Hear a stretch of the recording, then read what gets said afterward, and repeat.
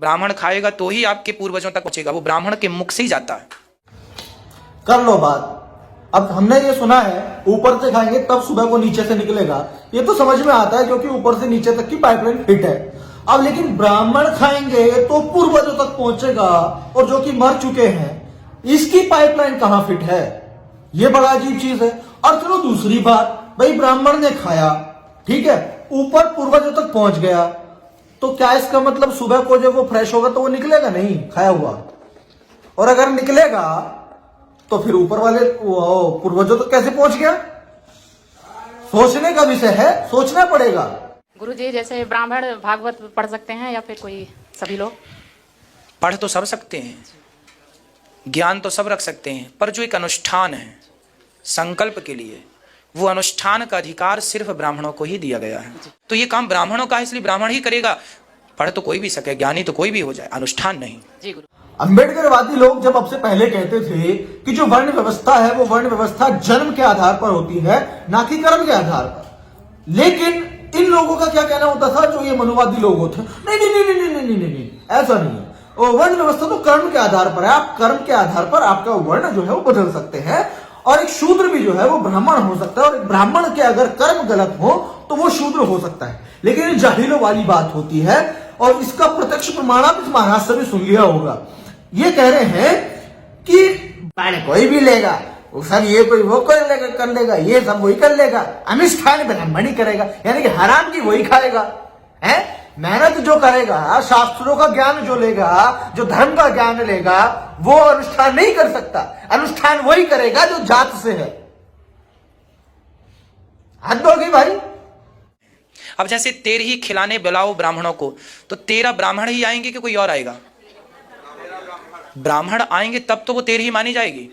अब ब्राह्मण के अतिरिक्त कोई और आ गया तो वो मतलब ब्राह्मण खाएगा तब ही 13 ब्राह्मण खाएंगे तो ही, इसलिए सबका ये विधान है, ब्राह्मण खाएगा तो ही आपके पूर्वजों तक पहुंचेगा, वो ब्राह्मण के मुख से ही जाता है।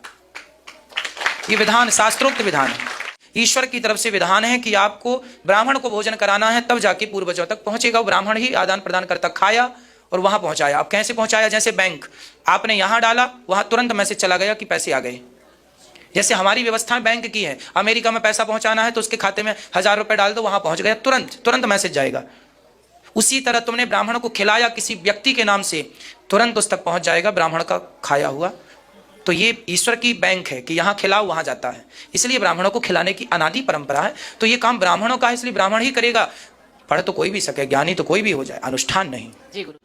कोई भी लेगा, वो सब ये कोई वो कोई लेगा कर लेगा, ये सब वही कर लेगा, अनुष्ठान ब्राह्मण ही करेगा, यानी कि हराम की वही खाएगा। अब सोचो, आज हम 21st सेंचुरी में इससे सवाल पूछा जा रहा है, तो इसने रुपए का, ट्रांजैक्शन का, मैसेज का एग्जाम्पल दे दिया। लेकिन यदि यही सवाल आज से 50 साल पहले या 60-70 साल पहले का इससे पूछ लेता, तब भला क्या एग्जाम्पल देता कि वहां तुम ये करो तो उसका मतलब, अरे यार तुमने ब्लॉकचेन अगर नहीं पढ़ा है, तुम अनपढ़ हो, तो इसका मतलब ये थोड़ा ही है कि सभी लोग अनपढ़ हैं, या तुम किसी भी चीज का एग्जाम्पल कहीं भी ठोक दोगे। शुरू में मैंने बोला था, सुबह पंडित ने खाया, ब्राह्मण ने खाया, पूर्वजों को पहुंच गया, तो अगली सुबह को वो क्यों निकलेगा? और निकलेगा नहीं निकलेगा? जाके चेक करके आना महाराज एक बार कि सुबह सुबह निकलता है उनका या फिर पूर्वजों तक पहुंच जाता है।